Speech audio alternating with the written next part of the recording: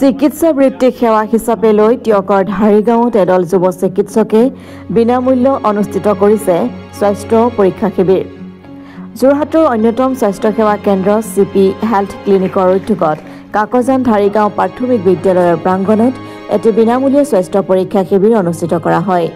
অঞ্চলটোৰ প্ৰায় 1.5 শতাধিক ৰোগীয়ে স্বাস্থ্য পৰীক্ষা কৰা উক্ত শিবিৰটোত মেডিচিন, দন্ত, ইএনটেক, কৰ্কট ৰোগ, ইউৰোলজি আদি কেইবাটাও বিভাগৰ বিশেষজ্ঞ চিকিৎসকে ৰোগীসকলক চিকিৎসা প্ৰদান কৰাৰ লগতে বিনামূলীয়া ঔষধ বিতৰণ কৰে।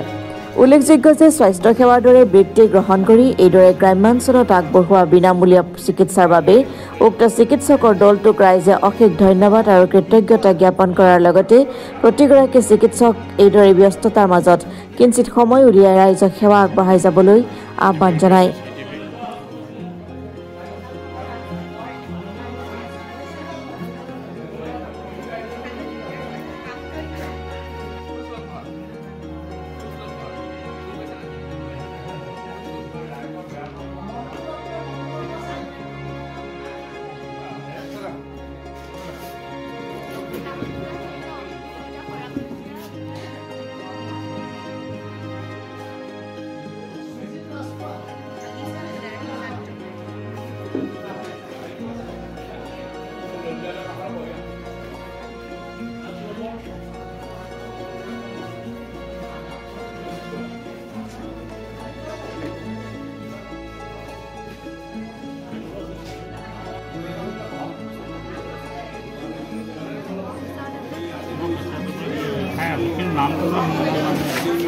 আজি আমাৰ কাকজান ধাৰিগাঁৱত পালস্থিত চিপি হেল্থ চেণ্টাৰ চিকিৎসকসকলে আহি স্বেচ্ছামূলকভাৱে চিকিৎসা সেৱা আগবঢ়াইছে আৰু বিভিন্ন বিভাগৰ যেনেকৈ দাঁতৰ ৰোগৰ আৰু ENT বিভাগৰো আৰু ইউৰোলজি, কেঞ্চাৰ বিভিন্ন বিষয়ত আহি তেখেতসকলে ৰাইজক স্বাস্থ্য পৰীক্ষা কৰি বিভিন্ন পৰামৰ্শ আগবঢ়াইছে আৰু বিনামূলীয়া এই দৰবো আগবঢ়াইছে।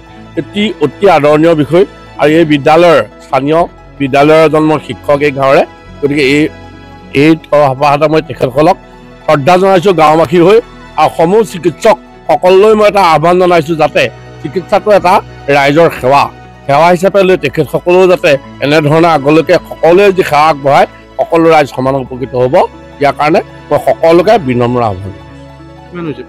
পেচেণ্ট প্ৰায় 150 ওপৰত হৈ গৈছে।